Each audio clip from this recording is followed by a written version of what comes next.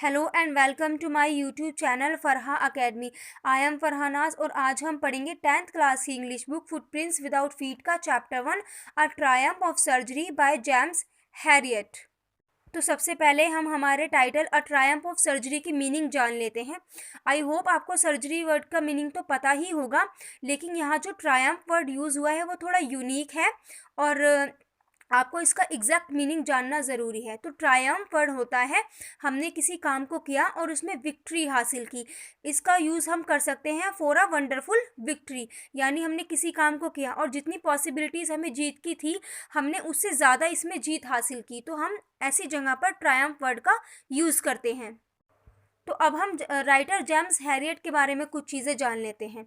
Author James Harriet एक animal surgeon रह चुके हैं और एक फेमस राइटर भी हैं। इन्होंने जितनी भी लिटरेचर राइटिंग की है वो बेसिकली रियल लाइफ से इंस्पायर्ड होकर ही लिखी है। तो हम कह सकते हैं कि जो जेम्स हैरियट हैं वो फेमस और बड़े राइटर रह चुके हैं और एक सक्सेसफुल सर्जन रह चुके हैं। तो अब हम बिना टाइम वेस्ट किए चैप्टर की लाइन बाय लाइन समरी समझना स्टार्ट करते हैं। So without wasting any time let's get started. Writer कहते हैं, मैं गाड़ी से जा रहा था तो मैंने देखा कि मिसिस पंफ्रे अपने कुत्ते ट्रिकी को लेकर जा रही थी। मैंने जैसे ही उसके डॉग को देखा मैं काफ़ी कंसर्न हो गया और चिंतित हो गया और साथ ही साथ शॉक भी हो गया। ऐसा इसलिए हुआ क्योंकि ट्रिकी इस बार मुझे बहुत मोटा लग रहा था, तो मुझे लगा कि इसकी तबीयत ख़राब हो सकती है। जैसे ही मैं मिसिस पंफ्रे से पूछने वाला था तभी एकदम वह कहने लगती हैं कि मैंने बहुत कोशिश की कि मैं ट्रिकी को कोई जंक फूड ना दूं, ऑयली फूड ना दूं, इसे बहुत ज़्यादा स्वीट्स ना फीड कराऊं, लेकिन मुझे ये लगा कि कहीं इसे माल न्यूट्रिशन ना हो जाए। माल न्यूट्रिशन के डर से मैंने इसे काफ़ी चीज़ें खाने को दे दी। तब मैंने ये सब सुनने के बाद कहा, मिसिस पंफ्रे आपको ये सब इसको नहीं देना चाहिए था, ये सब इसको देना बंद करना पड़ेगा क्योंकि ये सब इसके लिए अच्छा नहीं है। मिसिस पंफ्रे ये सुनते ही थोड़ी उदास हो जाती हैं क्योंकि उन्हें लगता है कि ये उनका लाडला प्यारा सा पेट है, तो वह इसे ये सब क्यों ना दे जो उसे पसंद है, जो चीज़ें वो खाना पसंद करता है उसे वो क्यों ना दी जाए। लेकिन वो थोड़ा शर्मिंदा भी होती हैं कि उन्होंने डॉक्टर की बात पहले क्यों नहीं मानी और अब वो डिसाइड करती हैं कि अब वह इसको ऐसा कुछ नहीं देंगी। फिर होता ऐसा है, काफ़ी दिन तक वो ये प्लान फॉलो करती हैं। फिर कुछ दिनों में ही मिसिस पंफ्रे के यहाँ से जेम्स हैरियट के लिए बुलावा आ जाता है। मिसिस पंफ्रे बहुत दुखी होती हैं, बताती हैं कि ट्रिकी की हालत बहुत ख़राब है, वह अपनी पसंद की चीज़ें भी नहीं खा रहा, बस एक जगह बैठा रहता है। तब मिस्टर हैरियट ये डिसाइड करते हैं कि इसका सबसे अच्छा डिसीज़न सॉल्यूशन यही रहेगा कि ट्रिकी को इस घर से दूर ले जाया जाए और अच्छे से ट्रीटमेंट दिया जाए और उसे 15 दिनों के लिए हॉस्पिटलाइज किया जाए। मिसिस पंफ्रे लगभग बेहोशी की हालत पर पहुंच जाती हैं। उन्हें लग रहा था कि ट्रिकी अगर डेली उनसे नहीं मिला तो तड़प कर ही मर जाएगा। तब डॉक्टर हैरियट मिसिस पंफ्रे के घर जाकर ट्रिकी को लेने पहुंच जाते हैं और उसके साथ उसका ज़रूरी सामान भी। उसके बॉल्स जैसे कि dinner ball, lunch ball, breakfast ball, चाहे वो उसका ब्लैंकेट हो, ये सब ले जाने के लिए मिस्टर हैरियट के हेल्पर्स उनके साथ आते हैं। अब जब हैरियट उसको लेकर आ जाते हैं फॉर दी सर्जरी और मेडिकल ट्रीटमेंट, तो उसका एक्चुअली में कोई मेडिकल ट्रीटमेंट नहीं होता। हैरियट डिसाइड करते हैं कि वह उसे पैम्पर नहीं करेंगे, सिर्फ उसे वाटर देंगे पीने के लिए ताकि उसकी तबीयत ठीक हो पाए और वह रिकवर कर पाए। हैरियट सोचते हैं कि वह इसको नेचुरली ठीक करेंगे, यानी कि नेचुरली वे में इसको ठीक करेंगे।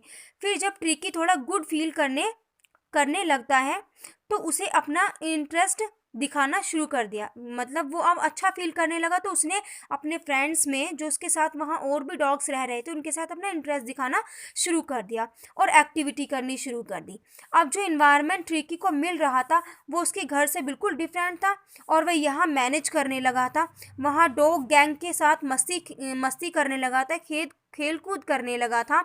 ही started to show some recovery. और बीच बीच में मिसिस पंफ्रे का कॉल आता रहता था। वह ट्रिकी के बारे में पूछती रहती थी। हैरियट जो भी रिप्लाई करते वह उससे कम सेटिस्फाई होती थी।